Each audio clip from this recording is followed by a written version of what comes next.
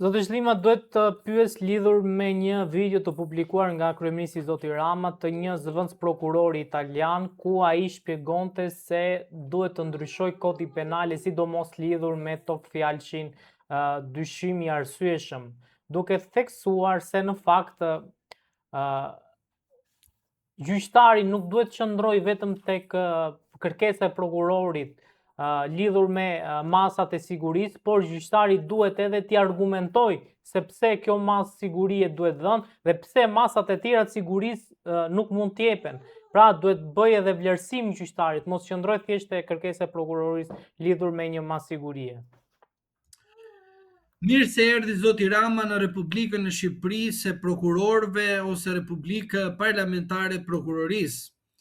Zoti Rama u kujtuar në 2026 lidhur me masat e sigurisë dhe paraburgimin. Do të keni parasysh që gjykatat shqiptare nga koha kur ka qenë shteti së drejtës në aspektin gjithmonë juridik, mund ta marrim të mirëqen nga 1929, supozojmë. Mos shkojmë atëherë kur themeluam si shtet, po nga 1929 kur kanë filluar edhe në kohën e Zogut edhe shumë pushtete të ndryshme që kanë normuar të drejtën tonë të brendshme, sepse mos harroni ju faktin që sistemi politik ka ndryshuar pas 91-shit, nuk kemi ndryshuar sistem juridik.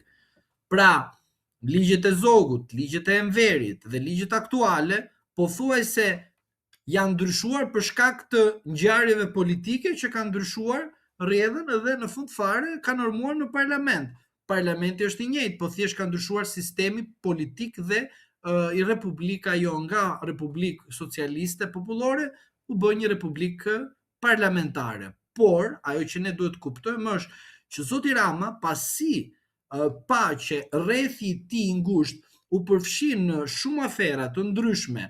Tani pas shpinës së zotit Rama ose në dijenit të zotit Rama kjo mbetet për tu parë, por ajo që unë shikoj është që zoti Rama është kujtuar shumë me vonesë për sa i përket pjesës së masës sigurisë arrest në burg. Pse?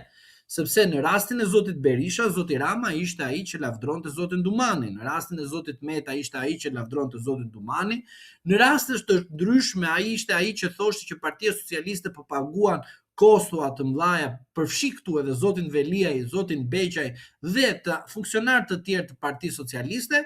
Pra ajo që kuptuam ne para dhjetorit të 2025 kur drejtonte Spaku zoti Dumani ishte shumë mirë paraburgimi dhe s'kishte më pse ne të merrim me një prokurori të pavarur dhe një gjykatë të pavarur, ashtu si zoti Rama e citonte vazhdimisht, pavarësisht se çfarë kishte në mendjen e tij sekrete zoti Rama. Prandaj videot e prokurorit nuk thënë asgjë. Ajo që unë mendoj është kjo, zoti Rama tani e kuptoi që Republika Parlamentare është shndruar si një republikë prokurorësh dhe ky është në dëm të sistemit demokratik të vendit, sepse në rast se ti kërkon të aspirosh në Bashkimin Evropian, nuk mundesh të kesh prokurorit mbi gjykatat. Duhet patjetër që ti të vendosësh një rend, një politikë penale, të cilët është e normuar në parlament, sepse një prokuror kur vendos për diçka dhe bën kërkesë gjykatës, e bën sipas kodit procedurial penal dhe kodit material penal. Pra, do thotë që ne duhet kemi parasysh që zoti Rama erdhi në arritjen që duhet kishte ardhur, pra ne kemi folur në portale, unë kam folur në portale për prezumimin e pafajësisë dhe vazhdimisht e flas në çdo vend që dal në publik. Zoti Rama flet pasi ka ndodhur ngjarje rreth oborrit të tij. Kjo nuk tregon që drejtësia është e pavarur dhe në të vërtetë zoti Rama ka investuar për një drejtësi të pavarur. Jo, po kjo është tregues i qartë që zoti Rama kërkonte një drejtësi selektive dhe kur atëherë ajo drejtësi selektive i pëlqeu vetja, është si puna e Shkodran dhe ty vetja në qef, është momenti që kemi arritur te Spaku dhe në këtë prizëm, në këtë situatë që ne flasim, zoti Rama në një moment të dytë vjen edhe ndërhyn duke thënë që paraburgimi është gjëja më ekstreme që mund ndodhi, vendime të parsyetuara. Po është e vërtetë. Gjykata e lartë është bërë gjykatë notariale, gjykata e apelit gjykatë notariale, gjykata e shkallës parë, gjykatë notariale të prokurorit. Por a jemi të rregull ne? Si shoqëri jemi gati për të shkuar në Bashkimin Evropian? Bashkimi Evropian nuk kupton shtetin e së drejtës, nuk e kupton shtetin në aspektin material në të asaj që themi statistikor, që vendos shifra dhe në fund fare nuk më intereson jeta e njerëzve. Pra, zoti Rama në një moment të caktuar kuptoi që prokurorëve të Spagut i paska hyrë vetja në qef. Po tani, a është gati zoti Rama të bie ndesh me ato çfarë ka thonë para 2025 në dhjetor? Në rastin e faktit të asaj që ne themi gjithmonë koherencë, zoti Rama nuk ka koherencë, themi realist. Prandaj duhet të parashtrohet të qytetarët. Koherenca e zotit Rama është ende në fuqi. Jo. Po koherenca ime po është, sepse unë kam thënë gjithmonë që Spaku krijon statistika dhe fjalia afërmendësh është pikrisht kjo. Vendimet të parsyetuar të gjykatave duke izoluar njerëzit me cilësinë afërmendësh vendosin gjykatat sipas interesit të prokurorisë. Kjo nuk quhet shteti së drejtës. Avokat, pse s'kemi ende një vendim nga Këshilli i Mandateve lidhur me kërkesën e Spakut për imunitetin e Belinda Ballukut? Këtu është edhe një fakt tjetër të cilët ne duhet ta diskutojmë. Pse zoti Rama trembet me Këshillin e Mandateve dhe Imuniteteve dhe Rregullorëve të Parlamentit lidhur me dhënien e autorizimit apo jo? Sepse vendimi i gjykatës kushtetuese nuk ka fare lidhje me rastin e heqjes apo jo të imunitetit të zonjës Balluku. Pra, gjykata kushtetuese është gjë tjetër, ndërsa kërkesa e autorizimit është gjë tjetër. Dhe tani lind pyetja, por kërkoj që ne së bashku të përpunojmë mesazhin e zvarritjes dhe shtyrjes së seancës së komisionit për autorizim. Pyetja parë që shtrohet është kjo. Pse prokurori vajti dhe kërkoi pezullim nga detyrat të zonjës Balluku, duke ndërhyrë te politikbërja, dhe pasi pa reagimin e qeverisë, duke i drejtuar gjykatës kushtetuese, prokurori shpik iden që këtu kemi prishjen e provave dhe unë duhet të arrestoj personin. Përse prokurori vajti edhe bëri kërkesë ose më mirë e njoftoi personin për akuzën dhe e mori të pandehur para datës 30 ose mos gaboj 30 tetor dhe nuk i caktoi detyrim paraqitjes zonjës Balluku, ashtu si prokuroria e ka praktik, pavarësisht se unë them edhe me detyrim paraqitje pa kaluar në parlament shkel kushtetutën dhe ligjin për sa i përket imunitetit. Pra, në të dyja, ose më mirë më lejon të them, në të gjitha rastet, çfarë ndodh? Prokuroria ka bërë politik. Por lejohet një prokurori kur pas ka fakte tronditse për zonjën Balluku të bëj politik dhe të pres komisionin e mandateve. Pra edhe në këtë rast zoti Rama është jo koherent, sepse zoti Rama ka thonë Partia Socialiste dhe qeveria dhe unë nuk bëjmë avokatin e asnjë person të përfshirë apo të hetuar, pra duke cenuar prezumimin e pafajësisë. Pra, duke e marrë si një fakt konkret, politiko-juridik, sepse unë jam i mendimit që çdo gjë që normohet në parlament është politik, se nuk është thjesht një normim të ligjit sepse kështu mendoj unë, sepse edhe vetë mënyra e fabrikimit të ligjeve dhe propozimit të tyre vjen o nga një deputet i Partisë Socialiste, o nga një deputet i opozitës, o nga një iniciativë që bën Këshilli i Ministrave që vjen përmes Partisë Socialiste që qeveris vendin nga 2013 në vazhdim. Pra, nuk mundet sot ky komision i mandateve të mos japi një përgjigje të qartë të prokurorisë që vetë është krenuar. Sepse jemi në kontradiktet të vazhdueshëm. Jemi në një situatë që Partia Socialiste dhe zoti Rama nuk din çfarë po bën dhe nuk e din në cilën situatë janë. Pse nuk e din? Sepse kjo quhet një pengmarrje. Pra, o ti ke marrë në pengmarrje parlamentin, o ti ke marrë në pengmarrje sistemin e drejtësisë, shikoj gjykatë kushtetuese që punon, o ti ke marrë në pengmarrje në aspektin të përgjithshëm, por në mënyrë indirekte prokurorin, sepse prokuroria duhet të bëj edhe një show që të tregoj që shiko, unë po futem thellë dhe po bëj goditjen e radhës, që të justifikohen arrestimet e Veliajt, Berishës, së Metës, procedimi i Ahmetajt, procedimi i Beqajt, procedimi i këtij si ka emrin, rastit inceneratorbëve të 5D, se janë shumë me radhë, tani hajde të marrim gjithë me radhë, pra të justifikoj që shiko, po goditem edhe unë se janë goditur edhe këta.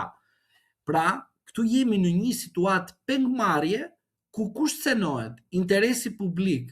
Po kush në të njëjtën kohë cenohet në aspektin e qartësisë politike që të kuptoj? Qytetari i thjesht, sepse ai tani është në një situatë që nuk beson as spakun, po as vetë qeverinë, sepse vetë qeveria dhe zoti Rama thot, unë nuk e pengoj drejtësi, ku ndërkohë shumica parlamentare është Partia Socialiste. Pra vetë Partia Socialiste ka penguar vetë reformën e saj. Pra, pse duhet të jetë në një pengmarrje komisioni parlamentar për imunitetit, dhe pse duhet të jetë i heshtur kryetari i ri i spakut, duke mos bërë procedime të tjera në ngarkim të personave të tjerë të proceduar, ose më mirë të hetuar, dhe në fund fare, sot nuk kemi asnjë reagim. Do më thuash do të kesh në të ardhmen, patjetër do të kesh, se zvarit, s'ke ku ta çosh më. Do të dalësh një konkluzion. Por ne duhet të themi qytetarëve të vërtetën. Çfarë? Thjesht vetëm studioni këto dy fakte.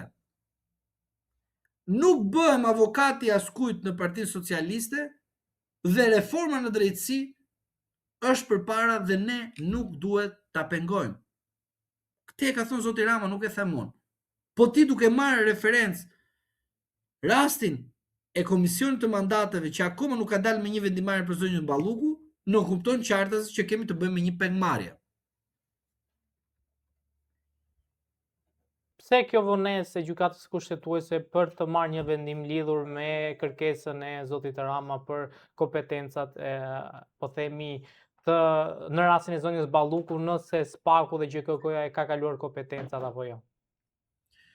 Gjykata kushtetuese është interpretuesi i dispozitave të kushtetutës dhe si një gjykatë kushtetuese duhet kishte dhënë një vendimarrje sa më të shpejtë dhe brenda afateve ligjore. Por duke qenë se presioni mediatik, politik, juridik dhe ndërkombëtar është kaq shumë i madh, unë jam i mendimit që e gjithë kjo procedurë që është zvarritur do të përfundojë brenda javës së ardhshme. Arsyeja e përfundimit është sepse gjykata kushtetuese duhet të vinë në lartësinë e dur të dalë një vendimarrje duke bërë deklarimin e kompetencës dhe nuk ka se të bëjë një deklarim për sa i përket ndjekjes penale. Kjo është një gjë tjetër që nuk ka lidhje fare me kompetencën e kryeministrit në aspektin e qeverisjes së vendit. Pra, gjykata kushtetuese duke zvarritur procesin e dhënies së vendimit të saj, bën një lojë, do të thoja, politike në favor të pushtetit ekzekutiv, duke mos dalë me një vendim të qartë. Vonesat e treguara nuk kuptojnë qartazi presion, por nuk kuptojnë edhe sekret. Çfarë është sekreti? Sekreti është ai që ne themi shpesh herë, vendimarrja të jetë në raport në interesin e atyre që janë trupa gjykuese. Që do të thotë, në rast se ata do të marrin një vendimarrje e cila të i kalon interesat kombëtare, do të thotë që ata janë në shkelje të kushtetutës. Në rast se antarët e gjykatës kushtetuese do të marrin një vendimarrje e cila zbaton kushtetutën e vendit, s'ka pse të friksohen dhe s'ka pse të ketë një sekret apo një interes të ngushtë dhe në fund fare një zvarritje e cila nuk i shërben askujt dhe ajo që ata bëjnë është thjesht një zvarritje në kohë ku i shërben vetëm zotit Rama, i cili pret momentin më të thoja më interesant për te që të shfaqet viktim përsëri për rastin e zonjës Balluku. Pse them viktim? Sepse zoti Rama nuk ka pse të friksohet për rastin e gjykatës kushtetuese, sepse ai është kryeministër dhe ai në pikpamjen politike emëron dhe shkarkon ministrin. ai thjesht duhet pres vendimarrjen e gjykatës kushtetuese lidhur me pezullimin nga detyra që është bërë me kërkesë të SPAK-ut drejtuar GKK-s, që ka bërë thjesht afërmendësh ne vendosim ashtu siç prokuroria kërkon. Por duke e thënë shtruar ashtu siç duhet tek çdo qytetar shqiptar, duke marrë gjithmonë si referencë nenin 95 e vijus të kushtetutës, duhet keni parasysh që vetëm 2 momente procedurale politiko-juridike e ngarkojnë kryeministrin e vendit me përgjegjësi politike. Çfarë? Emërimi dhe shkarkimi i titullarit ministër gjithmonë me dekret të president të Republikës. Edhe pastaj miratim nga shumica parlamentare apo jo. Por ajo që unë dua të theksoj është kjo. Mos valle e gjithë kjo vonesë është një vonesë e cila kërkon që në të ardhmen dikush nga prokuroria e posaçme ka një dosje të gatshme që të bëjë një procedim penal ndaj funksionarëve të lartë shtetëror. Por edhe sikur të jemi në këto kushte, pse prokuroria posaçme vonon për të ushtruar ndjekjen penale për dosje të cilët ka rreth vetes, pra duke jetuar apo duke i mbajtur për të zvarritur dhe duke kryer presione të ndryshme. E gjithë kjo vonesë, për mendimin tim që ta konkludoj, është një vonesë e cila favorizon kryeministrin e vendit, por nga ana tjetër dëmton imazhin e SPAK-ut në aspektin e politikbërjes, sepse SPAK-u, duke pezulluar një ndër funksionarët e qeverisë, bërë një lojë politike. Dhe loja politike, me presione që mund të bëhet gjykatës kushtetuese, bëri që sot kemi një zvarritje të pajustifikuar, e cila zvarritje është në kurriz të qytetarëve shqiptar që kuptojnë që reforma në drejtësi nuk ishte një arritje apo një sukses, por ishte thjesht një dështim për shkak të zvarritjes dhe frikës që sot kanë antarët e gjykatës kushtetuese. Prandaj, unë dua të pres javën e ardhshme, por jam i bindur që në rast se gjykata kushtetuese do të vinë në lartësinë e duhur, duhet të shpallë patjetër kompetencën e caktuar te kryeministri që ka të bëjë me emrimin dhe shkarkimin dhe duke të shfuqizuar pjesërisht vendimin e GKK-s me pezullimin e zëvendës kryeministës nga detyra. Zoti Zhdima, çfarë ndodh nëse gjykata kushtetuese nuk merr një vendim dhe i adresohet te Komisioni i Venecias për të marrë një mendim lidhur me këtë ngërç kushtetues? Duhet kemi parasysh që në aspektin e ligjit material për sa i përket organizimit dhe funksionimit të gjykatës kushtetuese, për shkak se shqyrtimi gjyqësor është mbyllur, gjykata kushtetuese në rast se vjen në një vendimarrje të tillë, duhet të rikthej palët në seancën duke i parashtruar palëve që unë si gjykatë kushtetuese do të i drejtohem një komisioni apo një gjykatë ndërkombëtare e cila mund t'i japi një opinion, po jo vendimarrje. Do të keni parasysh, gjykatat shqiptare kanë, do të themi atë që ne themi, sovranitetin e brendshme të pjekurisë së tyre juridike për të menduar dhe për të dalë në vendimarrje. Por në aspektin e asaj që ne themi këshillimor të opinioneve apo të atyre që ne themi të së drejtës ndërkombëtare, e cila ka të bëjë me institucione të ndryshme në botë që japin opinione, kjo gjykat duhet të marrë palët përsëri në seancë dhe të thotë që unë po e riçel hetimin gjyqësor sepse kam konstatuar që mua më duhet edhe një opinion i specializuar nga një komision apo ndonjë gjykat apo ndonjë institucion tjetër ndërkombëtar të cilën në momentalisht nuk ka nevojë të përmendim, por e vërteta është që kjo do të jepte tek zoti Rama kohë të mjaftueshëm dhe tek zonja Balluku përsëri kohë të mjaftueshëm që të justifikohet përpara gjykatës së lartë për masën e ndalimit për të dalë jashtë shtetit, duke thënë që gjykata kushtetuese ende nuk ka dalë në një vendimarrje. Kjo nuk e nënvlerëson apo nuk e bën vendimarrjen e GKK-s, por në aspektin politik i jep qytetarëve një mesazh negativ se një gjykatë e cila duhet të jetë patjetër e mirë specializuar lidhur me interpretimin e kushtetutës kërkon kohë. ky është një gabim fatal në rast se do të ndodh, por në rastin më të keq që ndodh, do të thotë që kemi të bëjmë me një gjykatë e cila duhet ishte e pavarur dhe pa anshme për të marrë një vendimarrje.